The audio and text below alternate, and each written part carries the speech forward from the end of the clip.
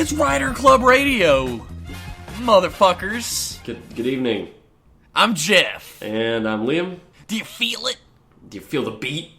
Do you feel the excitement, the electricity as Rider Club Radio? We've done like 70 million of these motherfuckers. This is episode 92, maybe? I don't know. They're all exactly the same. Welcome to episode 96 of Rider Club Radio. This week, What are we gonna do? We're gonna talk about Kamen Rider X8 number 6. And Animal Sentai Zyuohger episode 37. Yes, so shall I lead us off with X8? Yeah, tell us about what happened on Ekusade this week. This week on Kamen Rider Eguzeido, Emu is talking to the CEO, Dan something or other, and he wants to find the real host of the robot bugster, since the one who they thought was the host was Graphite. They're like, well, this guy has to have a real host. We gotta find the person. So they run around randomly until they find her, and she's a girl who's going through some shit with her boyfriend because her boyfriend is a master violinist, and she's sick, but she doesn't want him to know that she's sick with the bugster virus, so she doesn't tell him. So she's like, we can't date, because then you might find out about the bugster virus, just to focus on your violin. But that stresses her out, so it makes the beat bugster come out. And Hero shows up, and they fight the beat bugster. But a lot of rapping monsters this week. Yeah, it's a theme. A lot of rapping monsters. Hero can't beat the beat bugster, because he doesn't know how to play rhythm games. Doesn't know how to play any games. He doesn't play video games, because he's not a loser. And he falls over and gets beat, and the beat monster runs away. He gets beat? He gets beat. Ba-da-ba-ba-da-ba. Taiga shows up, because that's just what he does. And we find out that Taiga, I was right, Graphite was his patient's bugster, but also his patient was Hero's girlfriend, who they had just had a falling out just before she died from the bugster eating her soul. So that's their big connection, and that's why Hero hates Taiga, because Hero thinks in his heart that he could have done better. He probably could have beat Graphite. And he kind of proves it in this episode. So Hero, turns out he was kind of shitty BF. He had a little falling out with his girlfriend because all he cared about was medicine. And she was like, Hero, I made some cake for you. Look at this, I made some sweet buns. And Hero's like, is that heart surgery? And she's like, no. And he's like, oh, get the fuck out of my face then, lady. Yeah, all I care about is heart surgery. And she's like, well, you're a giant fucking asshole, so I'm leaving. And he's like, wow, what's her problem? Jesus. Yeah, what did I even do? She just freaked out for no reason. So Emu finds out about the whole deal with this new girl, with the new patient that has the beat bugster inside of her. She tells Emu, oh, I didn't tell my boyfriend because I don't want him to worry. I want him to focus on his studies. And so Emu goes to Brave and says, that's probably why your girlfriend didn't tell you she was sick. You know, maybe you had a falling out, but she still cared about you. And Brave is like, damn, Emu, get the fuck out of my way. And he beats the beat monster, and he takes the... Oh, what's the fucking name of the game? I didn't write it down. I'm an idiot. Do, re, mi, fa. Do, re, mi, fa, so. It's do, re, mi, fa. Do, re, mi, fa, gashat. Something. Do, re, mi, fa, dance, maybe? Do, re, mi, fa, gashat. And he puts it into his belt, and he beats the shit out of Graphite. He beats the holy... He looks dumb as fuck while he does it. He beats the holy hell out of Graphite, but Graphite runs away. And that's the end of the episode. So, Jeff, what did you think about Kamen Rider X8 Episode 6? You know, they keep sort of boosting up Graphite like he's some sort of, like, big badass or whatever, but he's lost every fight he's been in so far. Yeah, I hope he stays He is around. the Lieutenant Commander Worf of this show. He's lost every fight he's ever been in. I hope he stays around longer, because we find out this week that he's the dude who fucking killed... He's in shit with Brave and Snipe. So I really wouldn't like it when if he died. dies, a lot of characters are going to lose their motivation. Yeah, imagine he gets killed and Brave's just like, I quit. And Snipe's like, yeah, I'm done too. And then there's just two riders. Got what I want. It's just me and you, Bike Man. We're the only ones left. Maybe he'll get stronger. Maybe he'll eat some bugsters or something. Maybe that's why they're kicking ass and Genom comes in and stops them. So this fight's got to stop. Maybe Graphite's gonna get stronger in the future. Maybe. That's my guess. He's gotten his shit wrecked twice now, so... Other than that, I really liked this episode. I like this episode as well, except maybe for the fact that the exact same scenario happens that happened with Emu. and the Gekitatsu robots, where he jumps over Graphite and kills him. Yeah, hopefully that's just these two. Yeah, I really hope that doesn't, happen every single time. It was really cool and interesting the first time.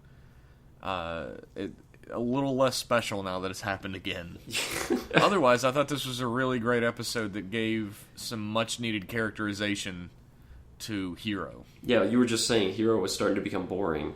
This episode is all about him. This episode's all about his motivation. The reason why he's such a hard man is because he suffered a terrible loss 5 years ago during the Zero Day, during the global freeze. It's not easy being a hard man. Apparently not. So you feel bad for him because he fucked it up. He fucked it up with his girlfriend, which we've all been there. It's not just and if you didn't fuck it up with your girlfriend, you fucked it up with a girl. So if you haven't fucked it up with a girlfriend, you haven't had a girlfriend. That's true. It's not just that she died. That's bad enough, but it's that they have this little fight beforehand, which I really like. It just adds that little twinge of oh, that's extra sad. This is a little bit of Night, shades of Night, with his fucking girlfriend being his motivation. Except she's dead with no possibility of revival, but I get you there. He can't have sex with Poppy Pipo Popo over top of her dead body. Unfortunately. In the hospital. They go to the graveyard together and fuck. Just shades of Night. He's Night-themed, and his motivation is his girlfriend. How about that? What a great, amazing writer. Yeah, he's much better than the other one like that. No, shut your fuck. I can agree. Did we talk about this? That the actors who play Emu and Hiro both have Ryuki as their favorite show, as their favorite writer? Really? Yeah. I didn't know that. Yep. And Emu's favorite writer is Night. Emu's? Yeah. Why? Because he's got great taste. Night is the worst. Probably a superior human who has good taste. Oh my god. Night doesn't even look like he is human. He's got lizard in him. He's got spikes on his head. Those aren't even hairs. He's got one of the worst hairstyles. Him or gills. Oh boy. Yeah. I love that we're fleshing out these characters and we're connecting them. I like you said before, it would be super cool if it actually turned out that Graphite was Snipe's patient's bugster, rather. And it was. Snipe's patient is Brave's girlfriend. It all comes tying back together. We've got the basics down, just like we were sort of predicting earlier. We have the basics down, first few episodes, and now we're adding layers. We're delving a little deeper into the characters and fleshing them out. Already, and eventually it'll turn out that Kamen Rider Genmu fucked Emu's mom. And he's gonna be very sad about it. Kamen Rider Genmu looks like 2 years older than Emu, so I don't know. There's always... I look at writers sometimes and I'm like, damn, he's like the older adult writer, and I check the actor's age and it's like, oh, he's my age. Oh, shit. You check the ages and you're like... Oh man, this is like the cool adult writer, and you check the age, and he's the same exact age as the little kid writer. Every time. He's just a little taller. That's a shame. It's like the bad guys in the show are like the weird face committee. Did you see them all sitting around in his office? Yeah. They have such weird faces. They're... Speaking of somebody who looks like he's a lizard with human skin just stretched over top of it, the guy who's Genmu, Dan? I think the weirdest face is Pallid. Pallid has a weird ass face. Pallid looks like if Chase was dropped on his head as a baby, he would grow up to be Pallid. You know what Pallid looks like? What? This is my second Star Trek reference now. Oh, he looks like Chief O'Brien, but Japanese and slightly young. I guess I can see that a little. He does the same little tiny smile. Yeah. In the middle of his tiny giant face. Yeah. It's weird. He's just weird looking. He's not threatening at all. He's got a sniveling villain face. Yeah. One thing I can say I didn't like in this episode is Exe. All the episodes so far have a penchant for doing this thing where something will be happening and an action scene will start with one or two riders, and then another rider will just be like, oh, I'm here too. He'll just run in. Be like, hey guys, let's go. I'm here too. Snipe does it this episode. Brave does it last episode. It just happens, and I don't really like it. Like, they're usually... With this episode, you needed it, because it was for that bit with Brave. There's a lot of transformation jingles in this episode already. It doesn't bother me that much that they show up a little bit later like that. It just sometimes it feels like there's no need for them to be there. Like in the... Oh, there's absolutely no need for Snipe to be there during that scene. Like, he could have just been standing around untransformed watching. Yeah. Especially what got me was in the episode where Emu bets Snipe, his Gashat, and they're about to go at it, and Brave is just behind them, and he's like, "Yo, I'm here too. I'm gonna do it too." And he gets his ass kicked and runs off. And it's like, I really would have liked it if it was just Emu and Snipe. You don't need Brave there. Maybe his contract. Yeah, sell the toys. He has to do X amount of episodes or something. Yeah, children don't remember that Brave exists if he doesn't show up in the episode. Yeah. Nobody remembers who the fuck Laser is right now. Yeah, Laser has been forgotten. He's not going to show up ever again. No. He died in that hospital bed. He's going to die on that operating table. It's not a huge thing. It's a nitpick, but it's a little weird. It's toy stuff. He has Japan's injury. Like, we talk about Japan's disease. He has Japan's injury, which means that you have one bandage on your cheek and one around your forehead. That's it. Even that's if you get your shit beat, no matter how hard, you get your leg broken, you come out and you got a bandage on your face, one around your head. Well, it's like the opposite of Hollywood's injury, which is when you get the little cut across the bridge of your nose. Yeah. At least they put more effort into it than that. Yeah, that's true. I'll give them that. It was a good episode. A lot of good characterization, especially for Brave. Maybe not so much for Snipe. Well, Snipe, we learn a little bit about him. That's going to be fleshed out. There is a great failure in his backstory, and I think we're going to learn a little more about how he feels about that in the future. Oh, yeah. He's going to get, like, an episode after Laser does, I'm sure. Yeah. You don't see Snipe being real. You don't see, like, we haven't peeled back Snipe's layers, because usually he's in the presence of other riders, and he's like, I hate all these people, I gotta be a dick. Yeah, I fucked up your girlfriend, sorry. But he's not like, yeah, I'm glad she died. He's just like, I fucked her up. What are you going to do about it? And I'm sorry. He doesn't say I'm sorry. Well, he doesn't say he's sorry. He is not the type of person to ever say I'm sorry. He's not sadistic about it. He's not happy she died. He's like, yeah, she's dead. What about it? I did it. What are you gonna do? What are you gonna do, bitch? But I think this is me being optimistic, but X8's proved to be good so far. Yeah. I think we're gonna get an episode in the near future where we see Snipe as more vulnerable, and we're gonna see how he's actually haunted by this failure of his, and that's why he has to beat Graphite so badly. Oh yeah, I don't doubt that at all. Yeah, and there's something that you've talked about previously on Rider Club Radio, is that you like characters to get upgrades that have like a meaning for the story. Mm-hmm. I feel like it's at least been somewhat consistent with having a story behind the upgrade as it goes. Yeah, it's like meaningful for the character to gain the upgrade. It's not just like, check out the new toy. It's in this episode we have Brave has a reason to want to beat Graphite. Although his like ability to suddenly do the fucking beat thing, well, CPR, fa beat. He knows CPR. That doesn't make any sense. He does the beat of CPR. That doesn't make any sense. Look, he's a normal human being and can discern rhythm.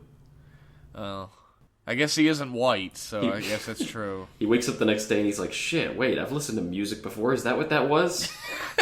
Is that what all those Springsteen CDs were?" So you know he likes Springsteen. He for sure secretly loves Springsteen. I just thought that was a little out of place. Besides, it's like nitpicks. I'm nitpicking. The scene where they're fighting the Beat Monster for the first time, and there's all the musical notes coming at him, and Emu's dancing perfectly, and they're just splashing off of Brave, being like, miss, miss, miss, and he's standing there like, what? It cracked me up so bad. They use level 1 to great humorous effect. Level 1 makes no sense to me. Like, why would you use it? They know it's incapable of defeating the normal bugsters, only like the human meatball things, but they continue to use it after the bugster shows up every time. Because fuck off. That's why. Well, good enough reason for any. They use it because you touch yourself at night. That's why. Well, I guess they'll be using it a lot. It was a good episode. It's not the best so far, I wouldn't say, but it was very enjoyable. I liked it a whole bunch, and I like too. Any episode that fleshes out my future wife, Kagami Hiro. So, yeah, it was good. Still loving the special effects, I will say that.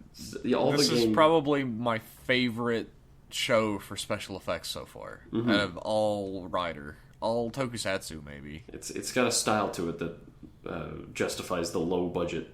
It's perfect. Yeah, it doesn't look low budget, is the thing, because the style completely masks it. It's on purpose. It just happens to be cheap. You couldn't do any better for, like, video gamey, like, text effects and shit. Yeah. Even if you were in, like, a AAA blockbuster-ass fucking Hollywood movie, you couldn't do any better. Yeah. It's the same type of effects from, like, Scott Pilgrim vs. the World. Yeah, that's a good comparison, actually. I didn't remember that. And, the fact that it's the same effects and they're probably paying, like, 1/8 of what they were paying for, like, Ghost special effects is amazing. And they look 1,000,000,000 times better. Yeah. Yeah, if you try and make them look too realistic, you end up with Ryuki. And that's something you do not want to end up with. 2003 CG animation. Someone comes out and they're like, yeah, this series will have big monsters, giant snakes and bats and shit. And the special effects department they're already uncorking the fucking bourbon. They're like, oh, Jesus. They're like, how much money do we have? They're like, well, you had $17, but I got thirsty on the way here, so now you got 16. Oh, God. So is that... Good special effects, yeah. Is that all we have on X-Aid? The characters are getting fleshed out a little bit as it goes along. Mm-hmm. It does run the risk of the characters seeming slightly two-dimensional so far. Yeah, like I said, I think we're going to get more for everyone. Yeah, you start out with a two-dimensional base in a television show like this, and you build three-dimensional character on top of it. Yeah. If you shove a character in front of the camera who already has all this character built up, in like an adult show, you can unravel that character as you go along. Mm-hmm. But for a children's show, if you want any of the kids to buy the toys, you have to have the character show up and already seem like he's finalized, and you can build on top of it. Yeah, and they're doing that. They do it by keeping secrets. They have vague pasts that they're going to flesh out later. And Emu is learning as he goes along. He's learning what it means to be a true doctor. And you were right. It's Kirya next is getting his upgrade. Yep, I can't believe it. It looks ugly. He finally gets a humanoid form, and it looks like shit. It looks horrible. It's a samurai game, and it looks terrible. It does. I love... Kirya has a smile that no one could get close to except maybe Kusaka. He has a very dickhead smile. He really does. I love it. I want that to be my icon on every social media. The smile that only a mother could love. The smile that launched 1,000 boats, right? The other way.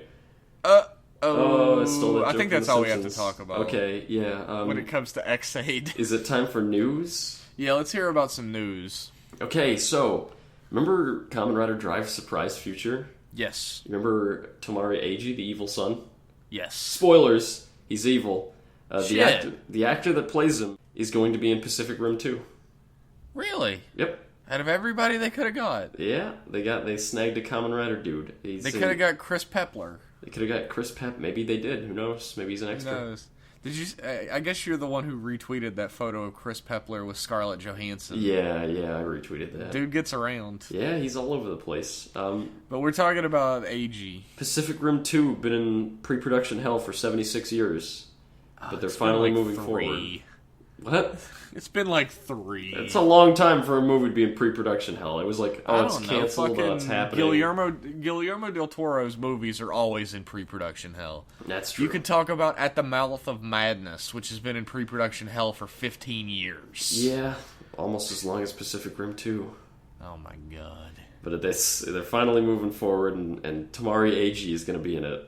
So look forward to that. They got fucking Tamari Shinosuke to be in it. I don't know. They got a writer, okay? I'm happy for that, at least. Sort of. They got a movie writer.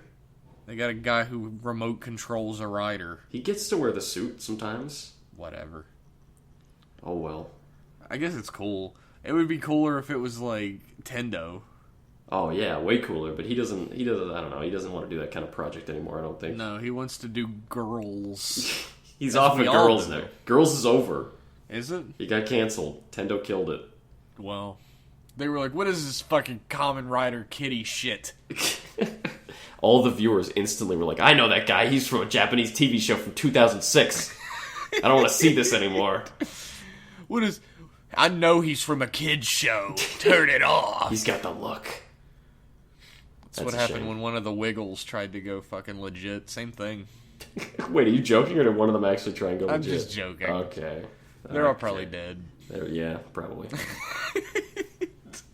So I guess this is a good enough fucking stepping stone. I found out that like 3 out of the 5 Whispers are dead. Like the Whispers, the R&B group. I don't know them. I haven't heard of them. You really? You never have? Never heard of the Whispers. Oh my god! Like 3 out of 5 of them are dead, and I got depressed last night because of it. Well, I'd probably be very sad if I knew who they were.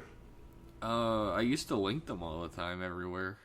Well, I don't know. I'm trying to think of the song I linked the most. This is going to be riveting to listen to for everybody, I'm sure. Riveting podcast. Yeah, I'm sure you'll cut this shit out. Well, I'll trim it. I don't know. We'll see.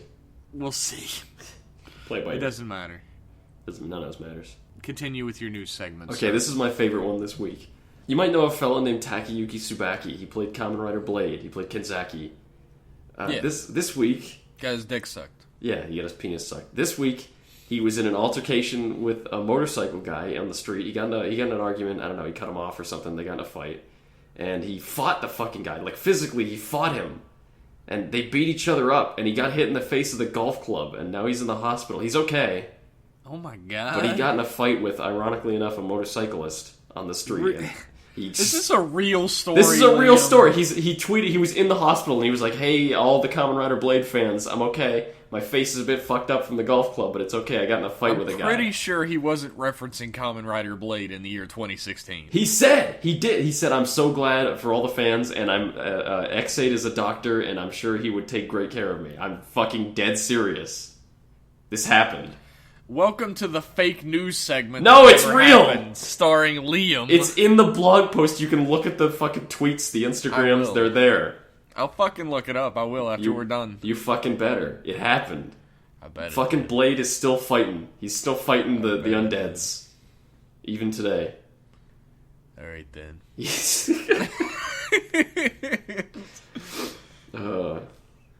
I bet one of the next news story. What? Next news story. No, I bet one of the new actors who's still like the guy playing Emu probably has to keep himself pretty fit. I bet he could have taken that motorcycle dude down pretty good. Emu? Yeah. I bet Gaku Sano could have Gaku Sano could have like jumped up on the wall and did like 3 wall jumps to get to a normal man's height and punch the guy in the face. But once he got up there, oh boy, you better watch out. But fucking the guy who plays Emu, like a stiff breeze would send him flying off. I bet into the heavens. I haven't seen him shirtless. I haven't seen the guy shirtless, but I bet he's pretty. I bet he's got like a swimmer's body. I bet he's pretty like muscular but slender. That's how a lot of riders seem to go. Liam is like writing his fan fiction right now. I bet he's muscular but slender. I bet he's got abs that I'd like to lick. That's how he's got abs you could grate cheese. Fucking Blade was always a stick figure, though. That's true. So he couldn't have beat him even when he was on the show. Look, I'm sure he did his best. I'm sure he did. I'm sure there was a lot of flailing. I'm sure there was a lot of yelling, and yeah. But still, he's okay. A lot of slurring of words. Yeah. that was what it was over. He was like, hey... It took a second, didn't it? Can you move out of the way, please? And the guy's like, what did you just fucking say to me? Just move out of the way, please. I just need to go. What? What did you say about my mother? You fucking joking me right now, mate? They say that in Japan, right? Yeah, that's the common fucking speech. That's the lingo. Still, I love that. That's my favorite news story this week. I love when riders do weird things. Remember that time when Hiroshi Fujioka just burst dressed up like the knight? Dressed up like a knight and started complaining about the birth rate in Japan? Yeah, I love it when tokusatsu actors do silly shit that's completely out of character. Do you remember the time that Vol Panther touched children? Not so funny anymore, is it, Liam? No, it's still funny. Oh, do you remember that time that Super One scammed a bunch of lonely women out of their entire fucking fortunes? Can you imagine being scammed by your childhood hero? Imagine if Superman came up to you and he's like, dude, I need like $50.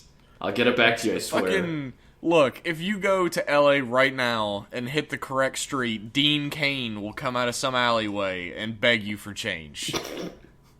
Who is Dean Cain? He played Superman on The Real Adventures of Lois and Clark. Oh, no. I know that show. I don't know the actor's name, but I know everybody else Clark. who's ever played Superman is dead. Or That's dead true. to me. So... Henry Cavill, yeah. Henry Cavill needs to be in a Superman movie that doesn't suck dick. Maybe he'd do a good job. Get him a good director and a good script. He could probably do it pretty well, but yeah. He's unfortunately I wouldn't say the stuck. same about Brandon Routh. Brenton. Although Superman Returns he's was- apparently alright as the Atom. Superman Returns was not great. No. No. Do you remember in Superman Returns where Superman never threw a single punch the entire movie? Remember when Superman Returns when nothing happened for 90% Do you remember of the when film? Superman Returns where Superman fucks Lois Lane and then leaves when she gets pregnant? Yeah. And then he's just a deadbeat dad for like 10 years or whatever? Deadbeat dad out in space. Yeah. Yeah. Mommy, Great where's movie. my real dad? Oh, he fucked off to space, Timmy. He's in the other side. He's in the Horsehead Nebula. That's just a lie she tells him. He's dead. He's dead. He's dead. He drank himself to death. Oh, Superman. How much booze would it take for Superman to drink himself to death? Like regular Earth booze? Like he's got a bottle of Jack or something? No, it's like when the planet Krypton exploded and all of its pieces got irradiated, like a bottle of gin survived and A got bottle of irradiated. Kryptonian. Well, here's the thing. Oh, well, if it's irradiated gin. Yeah, So I was gonna say it'll kill him just like kryptonite does. people on Krypton are normal unless they're under a yellow sun. So maybe it would just be normal gin. Yeah, maybe it's normal gin on his planet, and then it comes here and it When it becomes gets- super gin. When it gets under the yellow sun. Somebody call Grant Morrison. We need something clarified. Somebody dig up Jerry Siegel and ask him. So in conclusion, Kamen Rider Blade was in a fight. He's okay. Wow. Our conversation went so far away from that. I didn't even remember that happened. Check out the blog post though. He talks about X8. He's like, I bet X8 would take super good care of me. He's like, man, I sure wish I was still relevant. Oh, poor guy. Yeah. Is there any more news, or is that it? Yeah, there's more news. Super One's been fully subbed. 2 weeks ago, you didn't see it because I cut it out. We did a news story about a new subgroup starting up. Why And did you cut that out? Well, I'll tell you, after the podcast, I was like, I'll link to their blog. And I went to their blog, and they're like, yeah, someone else just jumped out and uploaded the entire series. So I was like, oh. Oh, shit. So that's the new news story. I just cut the whole news story out. You never saw it, but it was there. This is the new news story. Some other dudes just jumped out and made pretty adequate subs. Apparently they're good. I haven't seen them myself. I haven't seen them either. Wouldn't that be like the shittiest thing to do to somebody? That's Just a like- total sub ninja. That's the term, is sub ninjaing when you do that. But It's just like you're talking to your friend and they're like, yeah, man, I was really thinking about writing this cool novel. Oh, yeah, what's it about? Oh, it's about, like, gremlins in space. I've got, like, 2 chapters of it done. And then next week, Gremlins in Space by the asshole who you just told that to. is the New York Times bestseller. So yeah, that's the news for this week. A fucking legendary sub snipe. Super One is out. So That's go look fucked at up, it. man. I'm gonna have to Yeah. watch that. Yeah. I watched a bunch of terrible fucking bootleg subs in a stream. Oh, that's bad. Somebody streamed a huge chunk of the series with terrible bootleg subs. Super One deserves better than that. That's how I saw a lot of Showa series, actually. Yeah, I watched the last few bits of Stronger when Kit Subs was doing it, and they had the last, like, when I was finishing it. They're done now. Go watch Stronger. It's finished now. Fuck yeah. But it's when I was watching it, there were like 2 or 3 episodes unsubbed. I'd use HK. Oh my god. Yeah, the difference is noticeable. It's noticeable is a bit of an understatement. But yeah. Yeah, it's like somebody who doesn't speak English was subbing it. Yeah, it's almost as if the language is, yeah, woof. It's crazy, isn't it? Yipes. Yipesters. It was subbed. It was like somebody translated it from Japanese to Chinese and then to English without actually knowing English. Yeah, it's insane. It's like Duang. It's like TV Nihon. Anyway. Well, okay, we weren't going to name any names, but... I don't give a shit. We're here because we don't give a fuck. We run a stupid podcast. No, nobody listens to this shit anyway. Who cares? How about we talk about Animal Sentai Zyuohger episode 37? Sure. What do you want to... This was the episode where we learned that fucking... What's his name? Bard. Not Bard. The other guy. Misao Larry? cannot jump. And since he can't jump, he decides to do the only thing that he can do, which is not jump. That was a really badass scene. Like, he just grabs what I guess are now electrified jump ropes. They were explosion jump ropes, but now they're electrified jump ropes. I don't know. They switched them out between scenes. And he, like, flings them around like they ain't shit. This is a beautiful moment. There's these rapping... This is a weird theme. Rapping duos. There's a rapping duo this week, but it turns out there's like 17 of them. Yeah. And they have an electrified jump rope, and the Zyuohgers have to deal with it. Well, there's not 17 of them. Don't tell me you're just as dumb as the Zyuohgers are. I saw there were clearly 36 of them. The whole time I was like, you guys are not this stupid. You usually figure stuff out way before this. Every time we beat them, more of them appear. I guess we just gotta keep beating them until I guess they're all there's gone. just this many of them. Yeah, it's obvious. It's definitely not that one of them is duplicating over and over again or anything. No, just keep fighting. Don't ask questions you don't want to know the answer to. We get to see Larry again in this episode. This is... I was going to say it's one of my favorites, but it's as good as the rest of them. It's very good. Yeah, it's very, very good. I love the bit where there's the cube stuck in the wall, and they pull it out. They're like, fuck it, we need this cube now. And they pull it out to fight with the giant monster, and it turns into a cube, and they're like, go! And it just doesn't do anything. And they're like, well, I guess we'll just hit him with it. We'll hit him over the head, who cares? And then they just throw it at him. They're like, oh, it won't do anything. Just throw it at him. It's still a big, huge metal cube. Just chuck it.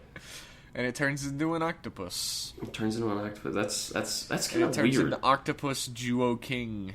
That was kind of weird, because we're so far past Zyuoh King now, but here's an octopus Zyuoh King form. got a new upgrade. We're already on the final mech. Wild Dodeca Tosai. Yeah, but the Zyuoh whole thing, King. the whole like gimmick of the mechs in this is that they are interchangeable. Like, certain ones can make this one, certain ones can make that one. You can add into this one to make that one. You can add onto this one to make that one. You put them all together and you get Wildo Tosai Zyuoh Dodeca Kingu. But the octopus isn't in Dodeca King. He will be. He will be. Where are they going to put him? It's full. The back. I guess he could go on the back. Is it going to change names? Is it going to be Octopus Wild Dodeca Tosai King? You Zyuoh bet your ass. Super King? It's going to be Wildo Tosai Dodeca Octopus Zyuoh Kingu. Alright, copyright that shit right now. Do it now before Toei can get to it. Slip in under Toei and get that. Make a quarter every time they say it. I love Larry. I love Bard and Bard and Larry in this episode. Yeah, We're going... and there's a bit of a fucking like mystery going on with Bard and Larry. Yes, we're getting back to the actual plot that was started 63 episodes ago, where Bard talks about how Jewland is a rotten place. Why would you want to go back to such a shithole? Yeah, and we learned in this episode that the person who says "I will protect you" in that badass voice is Bard. Yeah, because the Eagleman. He clearly cares something for Yamato. He saved him as a child. Yeah, he wants to protect him real bad. And he transforms into Zyuoh Bird. Zyuoh Bird, the unique and interesting form. Zyuoh Bud. Bado. He's got a golden changer. Yeah. For some reason. But he turns into a regular ass Zyuoh Eagle, but with blue instead of black and gold instead of the trim. It's more like an orange instead of red. Yeah. Yeah. He's like a fucking palette swap. He's like the second palette swap. He's like Ken, and then Ken with orange instead of red. He's like Time Fire. Remember that guy? Yeah. The Time Ranger? Yeah, he's like Time Fire. Yeah. Yeah, I don't know if Time Fire is a cool character. I didn't watch fucking Time Ranger, but suit-wise, he's like Time Fire. Yeah, they could have done a lot more. He could have looked way better. But honestly, I don't give a shit, because Bard is the most interesting character in the show right now, and I'm so happy that he's back. Yeah, Bard is a really interesting character, and here's why it doesn't bother me that he's a palette swap at all. Why is that? Because fucking Yamato's using his power. Of course he's gonna look exactly like him. Yeah, to be fair, if Larry was able to transform, he'd probably look like Zyuohger Gorilla. Yeah, exactly. Might be a different color because he's a different person, but that's that. Mm-hmm. So it's. I'm just glad he's back. I've been like that's the clever thing with Zyuohger is they give here's this cool little hook. We're gonna and then we're gonna leave that, and we got good episodic episodes to keep your time going. Yeah, we're gonna bring you back to this cool story later, so get ready for that. Yeah, now we're in the late 30s. We're approaching the final stretch of the show, unfortunately. Yeah, and we're gonna start resolving this really interesting. This is, I think, gonna be like the lead up. I hope to the end of the show, the big explosive finish. Bard did not get like the exciting, action-packed, heroic introduction I thought he was going to get to begin with. Ah, well. Like, he gets his shit slapped by Rat Man. He's just a dude. By Method Man and Red Man. He gets his shit slapped by, I guess, Red Man. Right, yeah. And, but then he transforms and he's cool as shit. Yeah, he's great. I was looking forward to Bard. Out of all the Jumans, out of all their outfits, Bard's is absolutely the coolest. Oh, like his out of non-transformed outfit? Yeah, his non-transformed outfit. The goggles and the feathers and his whole aesthetic is really cool. Yeah, he looks cool as shit. Second coolest is Leo. I like Sayla's outfit a lot, actually. Yeah, Sayla's got a really cool outfit, too. Her like, shoes and her pants are really cool. They look sharkish. Like, Sayla and Leo, I think, are probably neck and neck, pretty close to being coolest outfits. They really invoke the animal they're supposed to invoke. Oh, yeah. The other one's not so much, but Sayla and Leo got it. Poor Tusk. But it's so, it's like impossible to seem like an elephant when you're a tiny, skinny little man. How do you make an elephant outfit that's not just an elephant? It's not just a fat man suit. Yeah. What do you do? Why isn't he fat? You can't have a fat guy in a show? You can't have... after Robert Baldwin, no fat guys. He's the only one. Yeah. Oh, well. What do you know? Great episode. I'm glad with the Tusk we got. Misao is really great in this episode when he's... They're swinging these electrical jump sticks around, these jump ropes, and they make you jump rope inside of them. And they're all jumping to not get fucked up. And Misao's like, damn, I never had friends to play jump rope with before. This is awesome. And he gets so caught up that he messes up. My favorite Misao moment in the entire episode is when they see Larry again, and Misao has never met Larry. Oh, yeah. And it's not even acknowledged, but he is wearing a fucking suit because he's meeting this super important guy that he wants to impress. And he brings him a basket of bananas. I guess it's because he knows Larry is suspicious around humans, and he's responsible for 3 humans' deaths. So he's like, I'll make him a bunch of bananas. He wants to make a real good impression. It's perfectly in character for him, and it's very funny. And I just love that nobody brings any attention to the fact that he's wearing the suit. Yeah, it's better that it's just a visual gag. Yeah, it's great. I like that a lot about Zyuohger. It's something about Japanese humor doesn't really allow for visual jokes that aren't commented on very often. Yeah, everyone has to yell about it. Yeah, Zyuohger's very good about just having visual jokes. It's funny. They cross borders with their comedy. Absolutely. So it's a great Misao was delightful in this episode. He's delightful in every episode. He really is. He's one of my favorite characters at this point. Yeah. Although I like everybody. There's nobody in Zyuohger that I don't like. There's no annoying one in Zyuohger, honestly. I guess I don't really care that much about Naria. Naria? Oh, the villain. Yeah. I don't really care that much about Genis or For some reason, when you either, honestly. When you said Naria, I thought Narita, like Shibuya and Narita. And I was racking my... Are they in this show? I was like, when the fuck did that guy show? I guess they could have been. They just stand in the background anyway. Yeah, they'd just be the same as they were in Ghost, just hanging out. The interesting villain at this point is fucking Kubar. Yeah. He's the interesting villain. The others are just sort of there at this point. I wonder if they're even going to get anything else. I think Kubar is just going to be the mover and shaker villain towards the end of the show. Yeah, I think Kubar is going to make his big move, and we're going to see what... Either Genis is going to be this unbelievably powerful dude and we didn't see up until this point, and he's going to crush Kubar's ambitions, or Kubar is going to kill him and take over and decide he wants to obliterate Earth. I would like that a lot more. I would too, actually. Kubar just runs him through at a critical moment with his sword and is like, alright, it's me now. He acts a little like General Shadow. Yeah. Love General Shadow. Fuck yeah, that. absolutely. So cool. Here's hoping that Kubar is the final villain. That would be really awesome. Fingers crossed. I like that he doesn't show his new hand to anybody. He keeps it to his side at all times, and he only motions with his old hand. Yeah. He's being very careful.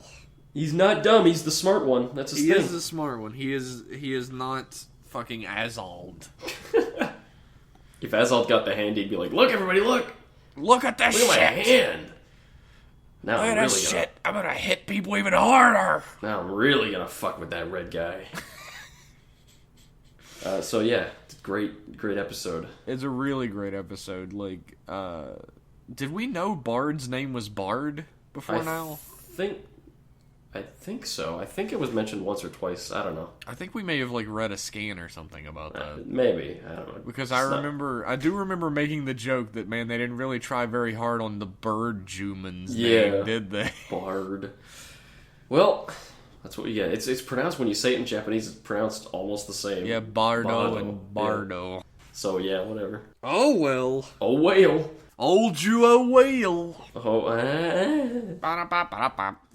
You're fired. Finally. Do we have any mail? Give me the mail and then you're fired. Yeah, alright. I might as well. Right. First off, we have a message, a direct message, through the internet. Whoa! From Paris Valsinis on Twitter. Okay. Who says, hello, fellow gashits. I have another question. Loving the podcast, by the way. If you could kill any Kabuto and Ghost Rider, who would it be? Like one from each? One from each. Oh, that's tough. I would kill everyone in Ghost. I would kill Ghost and have it become the Spectre show. Kamen Rider Spectre. Yeah. I'd either kill Yagaruma or Kageyama from Kabuto. Really? One of them. You wouldn't want the Hopper brothers. Yeah, you're right. I want to keep the Hopper brothers. But who else would you kill? See, I was thinking the same exact thing when I read this question. I was like, well, I guess it would have to be one of the Hopper brothers, but then you wouldn't get the Hopper brothers. Yeah, but I don't want to lose Drake. I don't want to lose Sword. I don't want to lose Gatak or Kabuto or like who do you do? I guess I would get rid of Dark Kabuto. Oh, yeah. What? That's the obvious one. Yeah, it didn't even cross my mind. Absolutely kill Dark Kabuto. Yeah, Dark Kabuto doesn't really add anything to the series. There's a cool fight scene. He's cool. Yeah, cool fight scene. Interesting concept behind him, but he's Dark Kabuto, so get rid of him. In Ghost, God, anyone. Ghost. Take your pick. I would kill Ghost. Kill Ghost? Yeah, I'd probably kill Ghost. At least like a show about Spectre trying to save his sister would be interesting. But yeah, and then you could explore all of his like deep-seated issues with his sister. Like half of the show would be him sitting in a psychiatrist's chair, recounting the She's events just of the so show. Cute. Hey, those are valid feelings. You just can't act on them. It's fucking. Is he like Dr. Katz, professional therapist? He's Dr. Katz, MD. Oh, tell me how you feel about that. So, hopefully that answers your question. Thanks for DMing in. No problem. I mean, fuck. What? It's my natural politeness gene kicking in. When I hear someone say thanks, I say no problem. Our next question is from Jake, who says, hey guys, really liked the Ryuki spoiler cast last week. Ooh. Ryuki was the first Rider series that I watched, and it brought back some good memories. Damn straight. First off, I want to say the reason I thought Pallid was going to be Genom, aside from the stuff Jeff already brought up, was his role, design, and color scheme seemed to make him the perfect villain counterpart to Emu, both of the gamers with Mighty Action X. On that note, I'm digging how Dan has been updated in the opening after the Genom reveal, and the way he selects his level 1 is similar to how Emu does, but he uses his left arm instead of his right.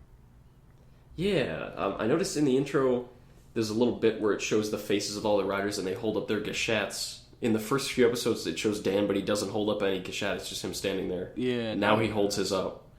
It was a secret reveal. Could you tell? I couldn't. Really hyped and happy that you guys called it both right about Graphite being the bugster that Taiga failed to beat 5 years ago, and Bard Eagleman Kaiza becoming a Zyuohger and getting his ass-kicking episode. I find it funny.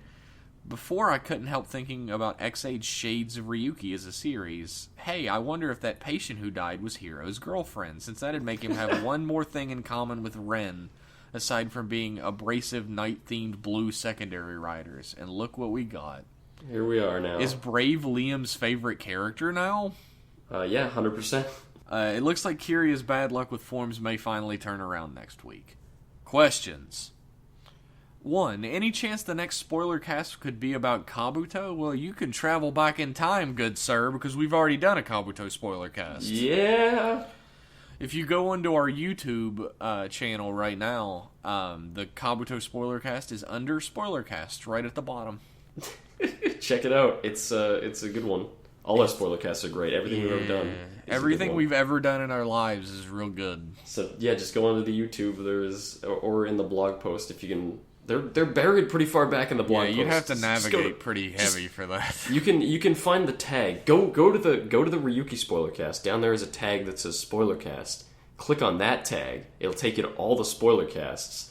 Or you can just go to the fucking YouTube if you want to. We've done a Kuga spoiler cast, a Kabuto spoiler cast, a Drive spoiler cast, and now a Ryuki spoiler cast. So check all those out if you've seen those shows. Check them all out. We might. Are we gonna do Ghost? I kind of want to do Ghost. I don't. You know, okay. I think by the time we have another break to do a spoiler cast, it'll be long enough that the wounds have healed and we can rip them open again. We'll see. I think we should do Ghost next. That's my vote. We'll fucking see. Maybe you can get some guests on to do it while I sit here and take a nap. Yeah, I'm not making any promises here. This isn't an official announcement. I want to do Ghost. That's my opinion. Question 2. How would you two, as the Streets of Rage 2 / Beat 'em Up and the Morrowind / Western RPG gamer writers select your level 1 portraits? That's a fun question. God, you guys think about details when you're thinking about riders. Oh, jeez. Do you have anything? You gonna do a spinning lariat or something towards your? I do think that I would have. I would do like the standard combo, like the punch uppercut into it. Oh, that's good. Or I would do like the jump kick, which is the ultimate beat 'em up move. The double. Oh, what's the word for that? When you jump and kick with both your legs and land. Drop kick. Yeah. Drop kick, yeah. Do like the drop kick into it. That's the ultimate side-scrolling beat-em-up move. You gotta have a drop kick if you're not a beat-em-up. That's true. Jeez, as a Morrowind. Ooh. As a Morrowind. I guess you would just swipe at it 30 or 40 times, and once in a blue moon you'd hit it, right? Every time it spins around, you take a swing, and you're like, shit, I missed. Oh, fuck, I missed. Oh, come on. And then on time 30, it's like, there, you got it. Oh, yes. I think, oh, man. You could swipe at it like a sword, but you don't have a sword until you're transformed, so you just look like an idiot. Yeah. What do you... Okay, I'm trying to think. I'm getting real... There's a lot of menu management in Morrowind. That would be good if you, like, clicked on it, and then, like, some menus dropped down, and you, like, clicked on a few things in it, like you were making your character. Go through a sub-menu? And with a mouse? Like, you hit it, and it split into, like, 6 menus that were floating in front of you, and then you touched each of them in different places. Yeah! To make your character. That'd be crazy. Yeah, that'd be cool. I like that. You go through the menus. You pick your spells and shit. Man, why am I so much more creative than you, Liam? I don't know. Maybe because you took a creative education and I didn't. Yeah, he was a history man. I was a history man. I was waste your life and never make any money, man. Hey, you just said history. Question 3. What are the chances now of Kiria fulfilling a Tezuka-like role later down the line? I don't think we can answer this question. Yeah. Let's answer it in as unspoilery as possible. Let's say high or low. What do you think? It's probably too early to call, but with what we see in the preview, maybe he wasn't completely lying about losing a friend during 0 Day. I'm gonna say low chance. I'm gonna say high chance. High chance? I feel like if anybody's gonna get redeemed early, or like mid-season or something, it's probably gonna be him. Maybe. I could see it. Instead of the mid-season upgrade, he gets the mid-season redemption. Yeah. Yeah. The mid-season being a bike. That's how you make up for all of his shitty garbage forms. Yeah. Thanks again. Samurai. He's got a samurai form next week that looks awful. It looks pretty fucking terrible. It looks like a nightmare to move around in. Yeah. How sad is that? Like, the dude's like, I only have level 1 and a bike, and my humanoid form I can barely move in. He got a bad shake, this guy. No kidding. Oh, well. Thanks again, and looking forward to the next episode as always. Jake. Thanks. P.S. Those what-if bits / jokes you guys did the last 2 weeks about Bunglay's family and Kiria dying and being stuck in bike form cracked me up a lot. As Bunglay and his hypothetical or really existing family would say, cracking good. Thank you. I hope you keep doing more of them. We've done that forever, haven't we? Well, I mean, like long tirades about like what if this dumb shit happens. that's half the podcast at this point. So thanks for writing in, Jake. Thank you. Our last question is from Zyuohger. Okay. Who says, so RCR, with what would your favorite games be like as Gashat / Xaid forms? Questions already out of the way for a while now. What about your least favorite games? Oh. Franchises you personally can't stand. Games that you played for a while then decided to never touch anything like it ever again. Functionally broken and insufficiently so bad it's good unfinished messes. Stuff like that. The Japanese term for it is kusoge. Shitty game. Yeah. Shitty game. Do you have I have one in mind. Do you have one in mind? Go right ahead. Indigo Prophecy. You love that European, game. Fuck you. If you're European, it's it. called Fahrenheit. Indigo Prophecy is the worst game I've ever played in my life. If you've played it, you know it's a movie game. It's one of those movie games. It has tons of work put into it, but somehow came out so bad and so dumb. I've never played this game. Okay, it's about you play a guy trying to escape. He's part of some supernatural murders, and you play as him, but you also play as the police investigating him. And there's a first scene where it's awesome. That seems like a conflict of interest, Liam. Well, it's the first hour of the game is you commit a crime and you got to clean it up, and depending on how well you clean it up, then you play as the cops later, and the investigation will be easier or harder, and that's really cool. But that's it. That's the only cool thing in the game. That never happens again. After that, it's all shit about ancient Mayan mystical cults and AIs that become lightning monsters in the real world, and hobo secret societies and other dimensions and shit. What is this game? Assassin's Creed? It's 10 million times worse than Assassin's Creed. You have to play it. You have to play it. Assassin's Creed can be fun to play. Assassin's Creed has gameplay. Yeah. So.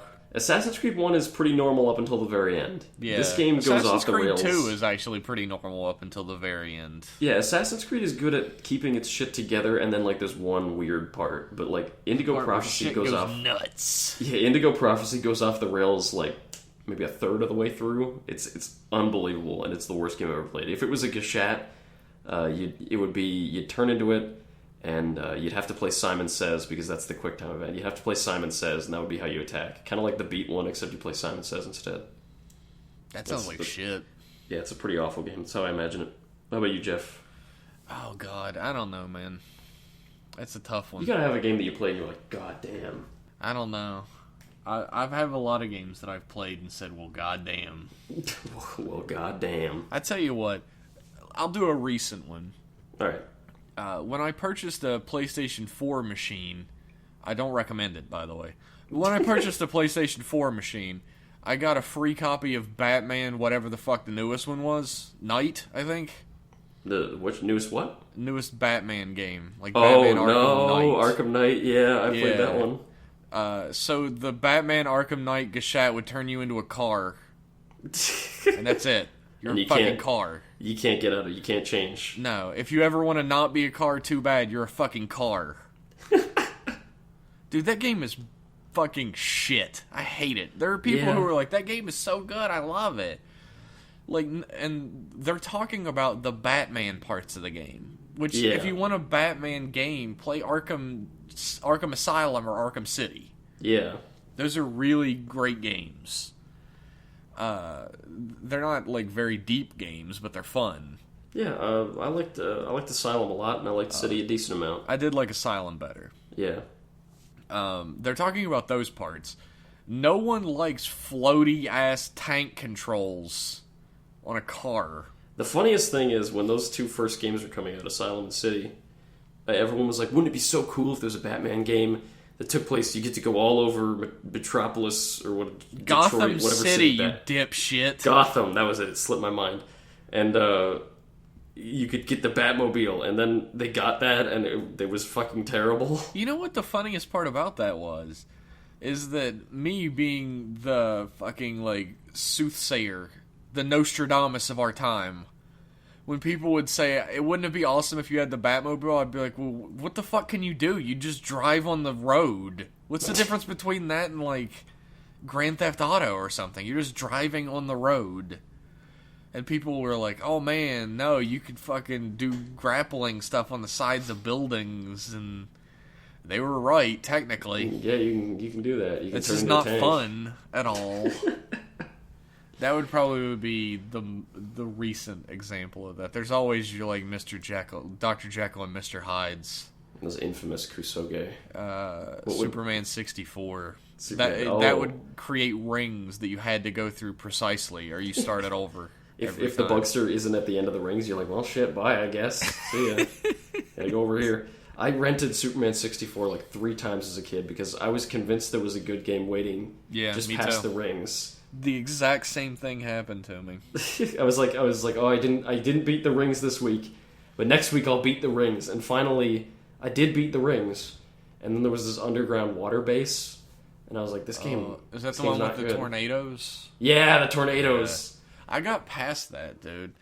Like, I got to a part where you're supposed to take a car and, like, land with it and do something with it. Oh wait, is it the part where you have to take the car and land with it and then throw it at another car or something? No, you have to land with it, and I never figured out what the fuck you're supposed to do afterwards, because if you throw it at another car, you lose. If you try and sit it down, you lose. If you take off again, you lose. I'm sure there's a real thing you need to do, and maybe I did one of those 3 things wrong.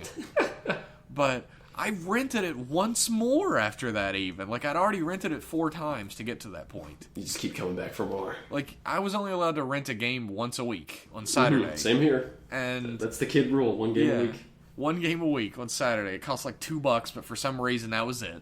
And I rented it again after that and popped my fucking, like, save my fucking memory card into my controller because it was a Nintendo 64 and they didn't figure that shit out yet. Yeah. And I tried the same thing for 2 days, on and off, while I went and did other things. Yeah. So I wouldn't lose my fucking child mind. And I still don't know what the fuck you were supposed to do at that moment. So I guess that would be what your life would be if you were the writer based on that game. Sounds like a curse. You'd put it on and you just like you got to run through rings until you just die of starvation. That's the Gashat that Sid would sell you. Yeah, he would trap you in that forever and somehow figure out a way to profit off of it. You go into Droopers and he's like, I got a Gashat for you. Wouldn't it be great if there was just a Kamen Rider series that was like fucking like Tales from the Crypt, but the framing device was Sid selling some device to a kid that would fuck him up forever? Really clever, actually. Someone comes in and is like, I want to be a Kamen Rider, and he's like, oh, you can be. Here's this lock seed. But it just kills you. Or I'm having trouble with bullies, and I love video games. Well, here's this Gashat for you.